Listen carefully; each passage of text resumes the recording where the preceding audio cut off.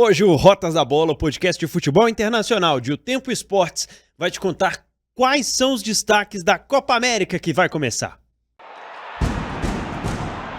Tudo sobre futebol internacional. Rotas da Bola. Fala aí, seja bem-vindo, seja bem-vinda. Tá no ar o Rotas da Bola, episódio número 135. O que nos reserva a Copa América, que vai acontecer nos Estados Unidos entre o fim deste mês de junho e o mês de julho. Eu sou Pedro Abílio, o Rotas da Bola é o podcast e videocast de futebol internacional de O Tempo Esportes. E como sempre aqui na bancada comigo, o editor do Tempo Esportes, Frederico Jota. Tudo bom, Fred? Tudo bom, Pedro. Preparando para mais uma competição. Não vou ter horário para parar, né? Talvez nem de dormir, né? O problema é a hipotermia. Lembra que eu falei aqui da hipotermia uma vez? Fizemos um episódio sobre a Libertadores. Falei, pô, assisti um jogo da Champions League, do mata-mata à tarde, um jogo da fase de grupos da Libertadores à noite. Quase que são duas temperaturas extremas, opostas. Exatamente. Você tocou num assunto que a gente vai falar, né? A Copa América empolga tanto quanto a Euro? Não. Nem de perto, né? Por quê, né? Aí que nós vamos conversar. Eis a questão, eis a grande questão. Bom, já falei, né, que é uma edição especial da Copa América, que celebra o centenário de uma das mais antigas competições, né, do futebol das seleções. E vem aí, aliás, centenário foi nos Estados Unidos. Nos Estados Unidos, que foi, do nada, inventaram uma Copa América lá fora de época. Mas celebra uma das principais competições de futebol de seleções, uma das primeiras. E por que nos Estados Unidos? Por política. Porque teremos lá uma Copa do Mundo em breve e eles precisam começar a se preparar o terreno, fazer os testes e principalmente entenderem as seleções da CONCACAF. Qual que é o nível? Onde a gente está no meio dessa confusão toda? Porque a Copa do Mundo vai aumentar. E a gente está garantido nela. Então, o que isso significa, né? Como vamos nos sair jogando contra seleções um pouco mais fortes? A final vai ser no dia 14 de julho. E a Copa América vem aí com essa peculiaridade, né? Com a participação de seleções da América Central e da América do Norte, e vai acontecer na América do Norte. Fred... A partir de 20 de junho, lembrando, quinta-feira, e com final no Hard Rock Stadium. Eu gosto de um outro tipo de Hard Rock, mas a gente vai discutir isso num outro tipo de podcast também. Aliás, com vários estádios do futebol americano adaptados, né? Vários estádios, como acontece na Major League Soccer também, mas aquela velha sensação, né, de que desde os anos 90 os Estados Unidos estão tentando popularizar o futebol jogado com os pés. Seguem tentando. Já continuaram vários legados de Copa do Mundo, de sediarem, né, uma Copa do Mundo, depois de terem seleções razoavelmente fortes, de revelarem alguns jogadores que fizeram certo sucesso até um patamar que nunca foi o principal das estrelas do futebol mundial, nunca teve uma seleção forte no masculino, como tem no feminino. Então ainda está em busca de chegar a um nível de receber essas seleções para jogar na casa deles e falar, hoje a gente tem um time que pode encarar vocês de igual para igual. Ainda não é esse momento, né, Fred? Não, tá longe disso, inclusive. Longe disso. Eu acho que tem um pacote que envolve essa Copa América. Convidado não é novidade, né? Não tem, né? A Copa América é a competição, a mais antiga competição de seleções do mundo, tem uma tradição enorme, mas também ela tem uma história um pouco acidentada e eu vou chegar nisso daqui a pouquinho, que acho que é onde a gente precisa debater. Por que ela não tem o cartaz e o prestígio da Eurocopa? Convidado não é novidade. E que se é para ter convidado, que seja convidado das Américas, então. Seja ela central, do norte, não interessa. Até porque a competição com 10 seleções sul-americanas, entre aspas, né? Porque a América do Sul tem mais países, né? É legal lembrar isso geograficamente falando. 10 nações futebolísticas na América do Sul. Já tem eliminatória que é enorme. Aí, enfim, isso já é um ponto que já não faz ter tanta graça. Mas é interessante ter convidados, ok, pode ter uma troca de cultura futebolística ali que pode servir para muita gente.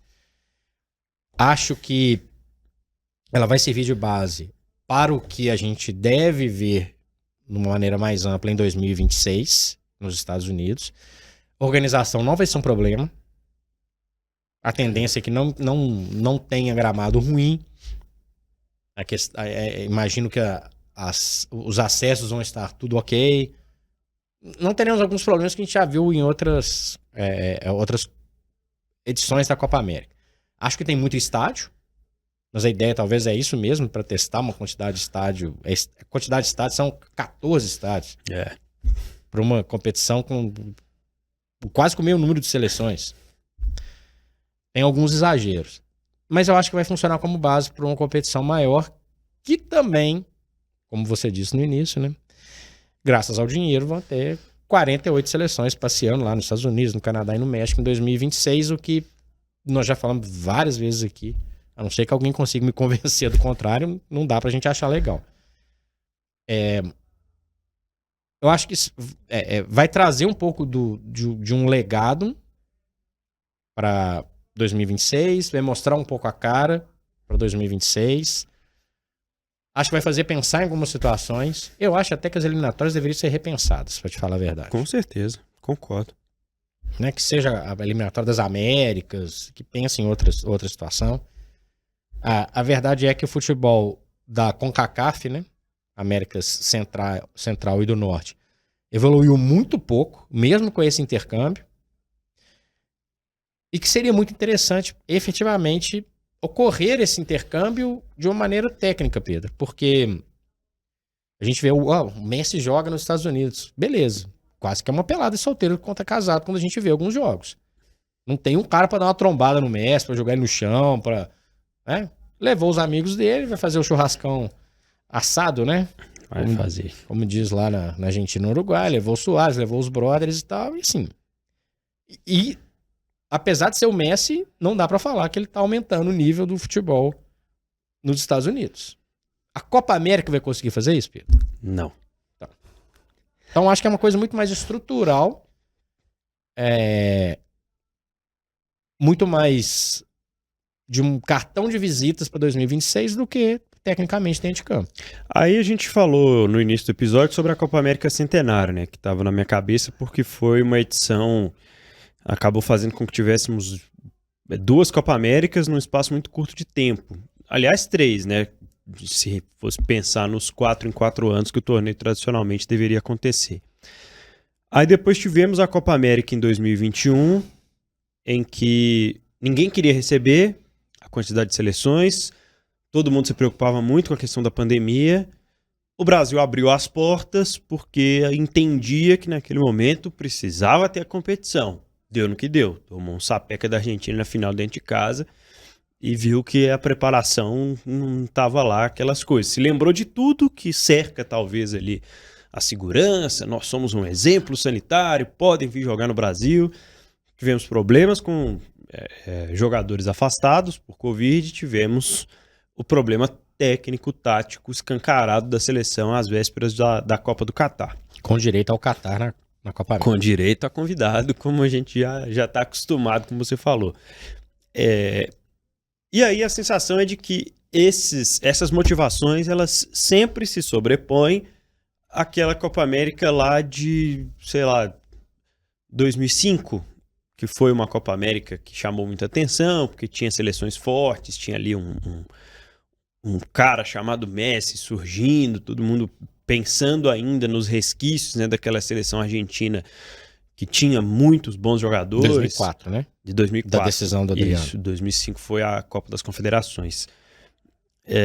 2004 a gente tinha uma seleção brasileira muito forte, vindo de um campeonato mundial conquistado, e uma Argentina que já trazia ali bons nomes. Não tinha chegado na época do Messi ainda, mas já apresentava ali uma seleção consolidada. Então tinha uma motivação futebolística muito mais interessante. Hoje vejo isso cada vez mais se perdendo em detrimento das motivações externas. das motivações, muitas das vezes, políticas. E estamos indo para mais uma Copa América que, na minha sensação, tem muito mais a ver com a vontade dos Estados Unidos e a vontade da Conmebol de fazer política que nunca cessa, do que, de fato, atrativos futebolísticos. Lembrando que essa de 2004, histórica para o futebol brasileiro, gol do Adriano no fim, a partida vai para os pênaltis, Tevez faz gracinha, D'Alessandro faz gracinha, acirra a situação toda. O Brasil levou um time misto. Pois é. Só para lembrar. Então, 20 anos depois, aconteceram edições da Copa América. Essa 2015, 2016, por exemplo, né? Entre elas a Centenário. Espaço de tempo avacalhado entre um e outro. De quanto em quanto tempo o raio da Copa América, gente? Porque assim, ali, pouco depois veio a adequação. Não, vamos começar a fazer a Copa América junto com a Euro. Vamos ver. Veremos. Voltando lá na minha adolescência, eu lembro que tinha de 4 em 4 anos. Então teve a Copa América em 83, aí passou a ter uma em 87. Aí 89 teve. Aí 91 teve. Aí 93 teve, 95 teve. 97 teve. Não dá, gente. Não dá. E aí quando eu falo, por que falta a Copa América ter o prestígio da Euro? Preciso te falar? Então, futebol, né? Futebol, gente. E assim, como é que você vai criar um prestígio numa competição continental que você tem o Japão e o Catar como convidados? Como que você vai manter um prestígio numa competição que ela muda de regulamento de tanto em tanto tempo? Se a gente for voltar mais ainda no tempo, em uma outra América do Sul, do século passado, etc., já teve competição com 3, com 4 seleções, com 5. Você não constrói uma identidade, uma imagem disso com um histórico desse. E eu fico imaginando, inclusive os jogadores, que aí eu queria tocar num outro ponto. A Copa América ela pode ajudar numa definição de bola de ouro, né? Sim. Um prêmio individual. Então, beleza. Dá pra dizer que essa disputa pode estar dividida entre Vini Júnior e Bellingham? Em tese? Pelo menos em tese. Nesse momento, em tese é isso. Isso. Né? O Brasil tem muito mais chance de ganhar a Copa América do que a Inglaterra ganhar a Eurocopa. Por proporção, né? Por competitividade. Sim, sim. Né? O Brasil tá no grupo que tem Colômbia, joga todo ano. Paraguai joga todo ano. E a Costa Rica, que não é a Costa Rica da Copa de 2014. Né? A Argentina, que não tem um candidato tão forte a ser bola de ouro, tá no grupo dela com o Peru, joga todo ano. Com o Chile, joga todo ano. E com o Canadá, que tá longe de ser uma potência. É muito difícil comparar. O Bellingham vai estar exposto. Até com as seleções menores, elas são mais interessantes. Vai jogar com a Sérvia. Quantos jogadores sérvios estão em grandes ligas europeias? Qual que é o nível de competitividade? Portugal, que voou nas eliminatórias da Euro, vai pegar seleções bem melhores, inclusive. O nível de desafio é muito maior. E quando o nível de desafio é muito maior, o interesse do jogador também é diferente. Então, nós vamos considerar a Copa América como um fator decisivo para a bola de ouro? Tá. Uma hipotética final Brasil-Argentina. Também não seria lá uma coisa fora do normal. O Vini pode fazer 5 gols de repente no jogo. Aí beleza. Tô usando a Inglaterra só pelo Bellingham, porque vale para a França do Mbappé. Companhia limitada. Então uma seleção lá pega Portugal, França, Alemanha, Itália, Bélgica, Holanda. Hoje não dá para comparar. Para a Copa América ter um mínimo de prestígio, será que... Porque aqui vai ter gente moldando seus horários aí para acompanhar a Eurocopa, né? Claro. Será que a turma lá vai acordar? Alguns jogos do Brasil na primeira fase são das 22 horas. Vai ter algum louco lá na madrugada, talvez vendo, né, com todo o respeito, Jamaica e Venezuela? Não vai, gente. Não vai. Tem pelada na Europa? Tem pelada na Europa também. Tem jogo ruim? Tem jogo ruim. Mas é um patamar um pouquinho pra cima. Então, acho que ou essa bola de ouro já tá definida a favor do Vini Júnior, porque se for contar com a Copa América, ela não pode entrar no pacote. Você concorda? Ela pode ajudar a decidir, mas ela não pode ser tão decisiva assim. Tão decisiva, né? Eu falei no episódio que a gente debateu um pouco essa questão sobre os melhores, né, do futebol na temporada europeia, que tá basicamente definida. Então, acho que tá desenhada pro Vini ganhar. Se não acontecer nada fora da curva em nenhuma das duas competições, a vitória não precisa se justificar por uma competição continental das seleções. Então, vamos esquecer que teve, porque não aconteceu nada demais para nenhum desses três personagens principais, Vinícius, Bellingham e Mbappé. Mas, se for para contar alguma coisa, o peso na Eurocopa está muito maior em relação ao da Copa América nesse sentido. Vamos falar um pouquinho tecnicamente aqui sobre as seleções. Você citou o grupo A de Argentina, Peru, Chile e Canadá. Seleção canadense que, beleza, colocou aí um ou dois jogadores no cenário de uma prateleira maior nos últimos anos no futebol europeu. Mas ainda está engatinhando, né, para entrar nessa força.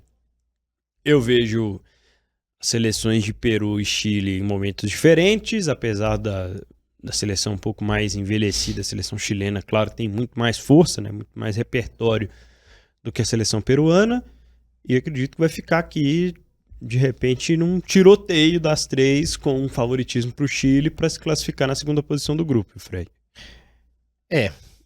Se a gente tivesse gravando esse Rotas da Bola em 2012, o Chile seria o mesmo, só que com o pessoal mais jovem. Basicamente. Né? Então, nós estamos em 2024 e estamos falando de uma seleção que tem personagens que já tiveram uma qualidade técnica maior. Física, incomparável. Então, o Chile, Aqui, vou te falar um negócio. Pro Chile fazer uma grande lambança e nem se classificar nesse grupo... Não custa nada, né? Não custa nada. Não seria uma novidade, tá? Não seria uma coisa fora do normal. O Canadá vai jogar a Copa do Mundo em casa. Beleza, é o Canadá do Alphonso Davies, que é um jogador diferente na seleção do que é no clube. Mas não é atrativo. O futebol peruano... Dá pra falar que o futebol peruano é atrativo? Olha quantos clubes peruanos se classificam para a fase de mata-mata de Sul-Americana e Libertadores. É um total de 0, né? Na média. Cabe à Argentina fazer um papel dela. Vai continuar um processo de construção de uma seleção para 2026, da atual campeã do mundo. Aí a gente tem que lembrar que 2021, se a Copa América... Dá pra falar que a Copa América foi bem modorrenta 2021 por todos os fatores envolvidos, né? Não era pra ter a Copa América, estádio vazio. Esse é o fator principal, não era pra ter acontecido. Enfim. Mas ela foi importante pra Argentina chegar ao título da Copa do Mundo 2022. Ponto. Agora é diferente. A Argentina não tem essa necessidade de ganhar um título urgente, né, Pedro? Exatamente. Tá longe dessa pressão e vai poder... brincar um pouco mais com a competição. Então o Messi vai continuar brincando na América do Norte. Vai. Talvez vai sofrer mais faltas do que ele sofre nos jogos da MLS. Para mim, é um grupo de nível técnico, exceto a Argentina, muito baixo, um desafio pequeno para a seleção campeã do mundo. No grupo B temos México, Equador, Venezuela e Jamaica.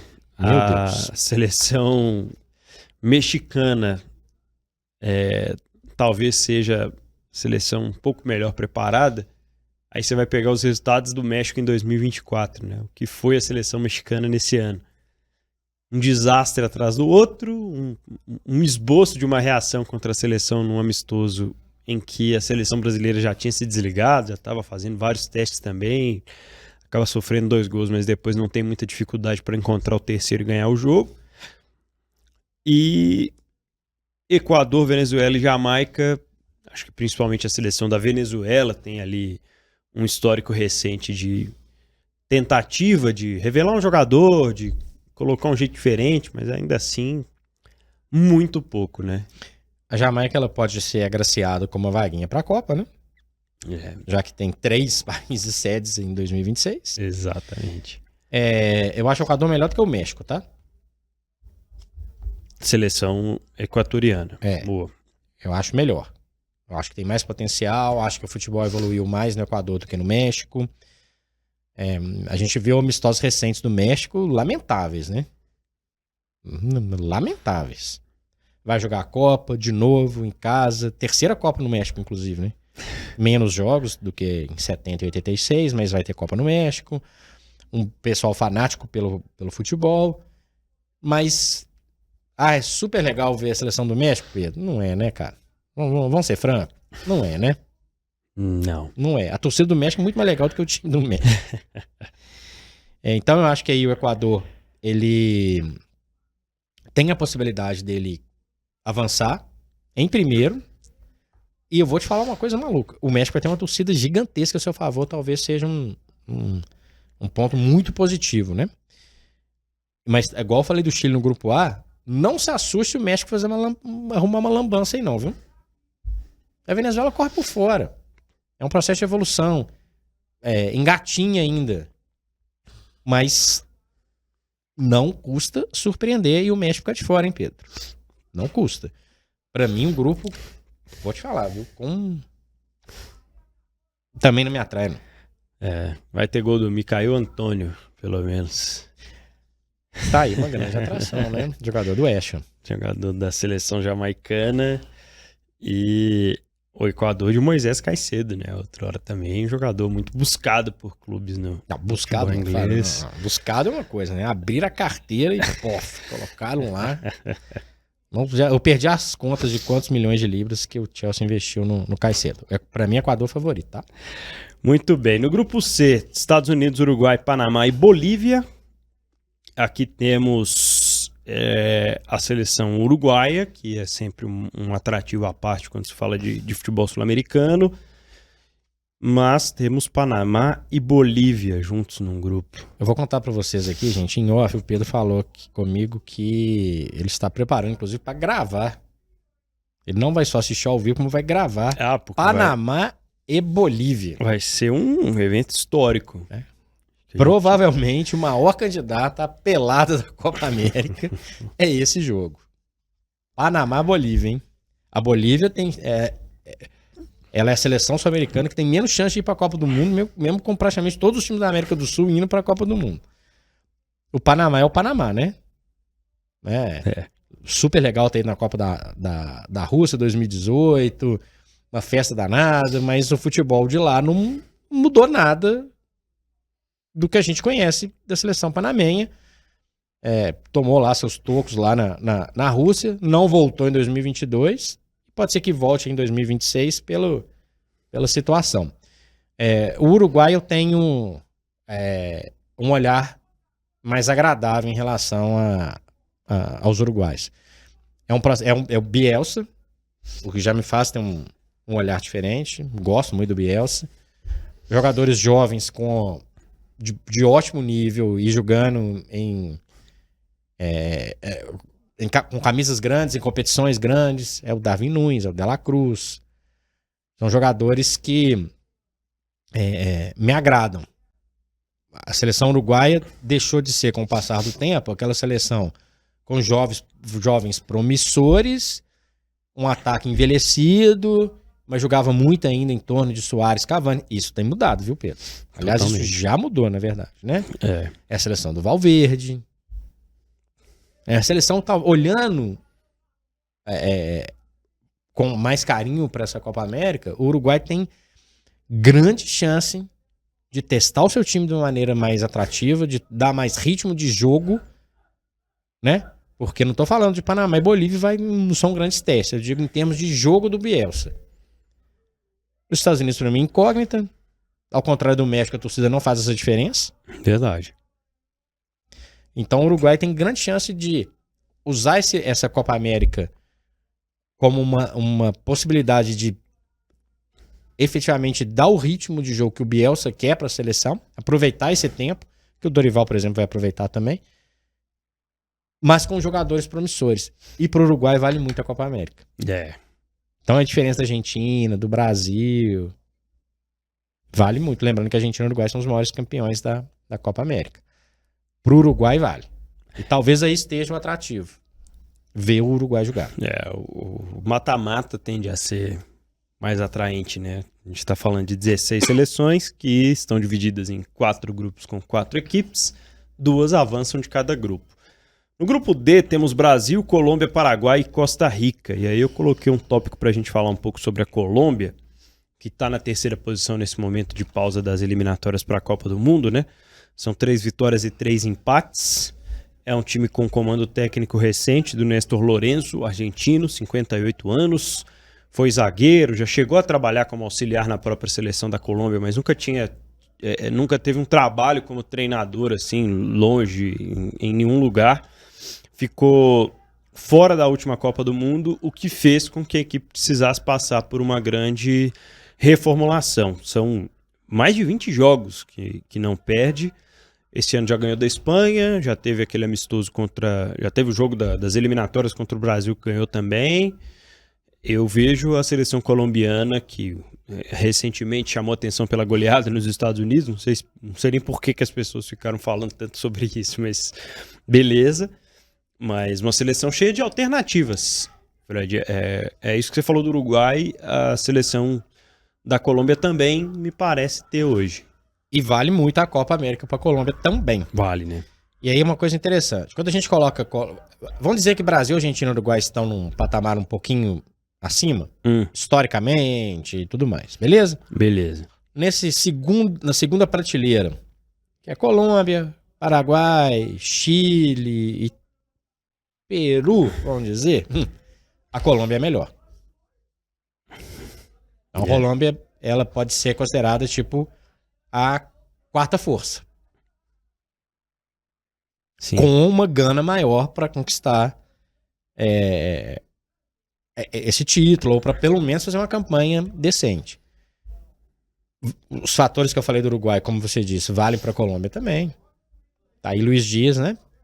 Tá aí Luiz Dias. Para ficar nesse exemplo. Tem o Rames, né? Que é um Rames na seleção e é um Rames fora da seleção. Pode ser importante. Mas é um potencial de crescimento muito grande. Também acho. Então é uma seleção, assim como o Uruguai também, uma outra semelhança. Não é uma seleção envelhecida, muito pelo contrário. É uma seleção com potencial, é uma seleção que está ganhando identidade, é uma seleção que para mim vai para a Copa do Mundo. É uma seleção que não tem medo de camisa grande. Então tá aí um ótimo desafio pro Dorival nesse grupo. Porque o Paraguai, ao contrário, o Paraguai tá no patamar Chile. Boa. Tá? Tá ali alguns jogadores mais rodados, pouco crescimento, tá no patamar.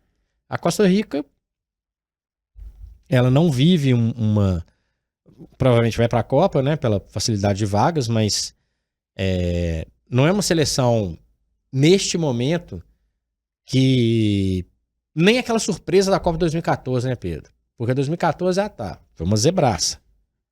Ok, aí isso aumentou o olhar para Costa Rica. Hoje, no máximo, uma nova zebraça. No máximo. Pode acontecer? Claro que pode. Mas não é aquela sensação que a gente tem, por exemplo, o Canadá pode fazer uma gracinha maior do que a Costa Rica. Né? Total. Por aí.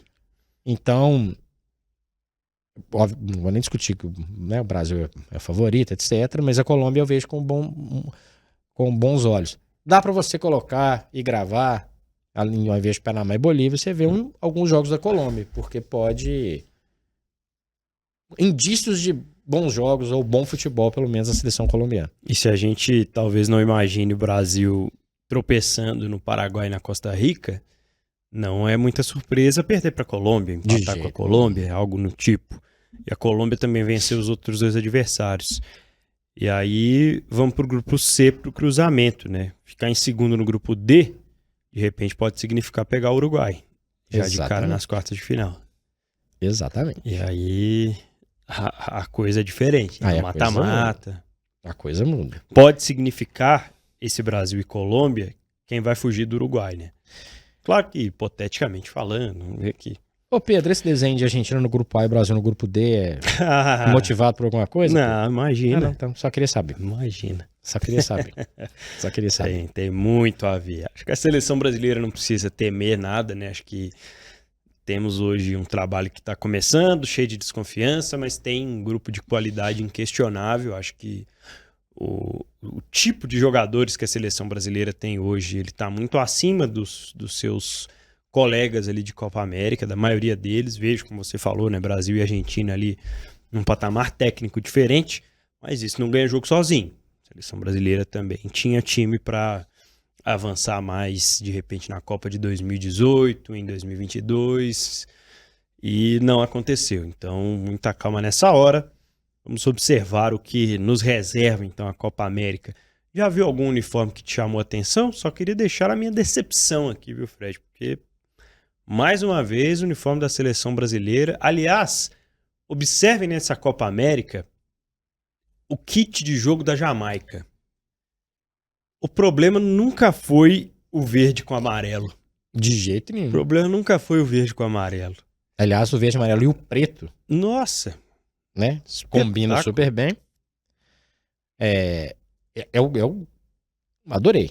Da Jamaica. A seleção brasileira é um dos mais fracos. Eu fiquei decepcionado. Não sei se o escudo no meio, escudo grandão, o corte da gola.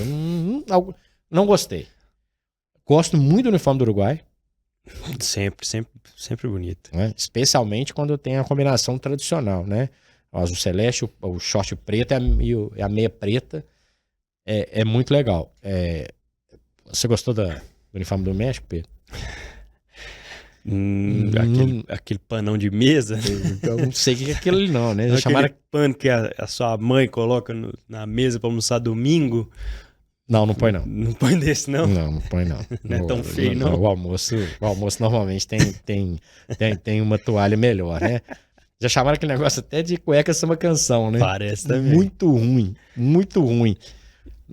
Não achei exceto Jamaica. Nossa, que uniforme maravilhoso. Eu costumo gostar dos uniformes dos Estados Unidos, eu costumo gostar. Eu gostei desse uniforme. Tem uma pegadinha retrô assim e tal, umas coisas no meio. Mas não vi muita graça, não. Nada muito diferente também, não. Não vi muita graça, não. Acho legal quando o Peru tem a camisa com a lista, né, em diagonal, mas já teve modelos mais legais, né? Agora o uniforme não ganha jogo, bola não vai sair do uniforme, né? Então, enfim. A Copa América perde da Eurocopa também o uniforme, Pedro? Ah, com certeza. Perde, né? A concorrência que dureza, é braba. Que dureza, hein? Mas nem uniforme, hein? A Copa América não desgruda, não consegue se livrar dessa tal de Eurocopa que vem por aí. Algo mais, Fred, nessa projeção de Copa América aqui no Rotas? Olha, eu gostaria muito que essa Copa América servisse para um processo de evolução continental. Não dá para falar que a gente tem uma certa preguiça da Copa América. A gente seria mentiroso se a gente não falasse isso. Uhum. Não é uma preguiça danada. Né? Puxa vida. Você espera uma competição continental. Aí você vai ver Brasil e Colômbia, Brasil e Paraguai, Argentina e Peru, Argentina e Chile, Uruguai e Bolívia. Sabe? Então eu espero que pelo menos sirva para um processo de evolução. Eu destaco 4 seleções, as 3 tradicionalistas, Brasil, Argentina e Uruguai, cada um com um momento diferente. A Colômbia que a gente citou. Essas dão aquela vontade de pelo menos acompanhar, de ver, de entender. Obviamente a gente vai acompanhar o Brasil mais de perto, uma quantidade infinita de talento do meio para frente, com problemas defensivos na minha avaliação. Mas ainda não é uma competição que me agrada. Seria muito interessante ter evolução na CONCACAF, como eu falei. Seria muito interessante ter um processo que a gente possa chegar na Copa de 2026 com alguma dessas seleções fora da América do Sul, com possibilidade de fazer alguma coisa, trazer alguma coisa diferente. Mas eu vejo muito pouco em relação a isso. Eu quero ter até o olhar estrutural, né? Porque a gente viu a Copa de 94 nos Estados Unidos, foi um salto interessante. O país não foi para frente em relação ao futebol, não dá para falar que se transformou no potência, etc. Pelo contrário. A gente viu a Copa América 2016 lá. Legal, mas também nada fora do normal. Então, que seja pelo menos, que traga pelo menos o legado de organização, que algumas coisas possam ser efetivamente implantadas. Competições continentais e mundiais sempre trazem alguns atrativos, Pedro. Às vezes uma questão tática, como eu falei na Eurocopa, de inovação, não acho que vai sair da Copa América, mas também em termos de organização. A gente está entrando num novo mundo, né, de competições. A própria Eurocopa deu uma inchada, e eu critiquei isso.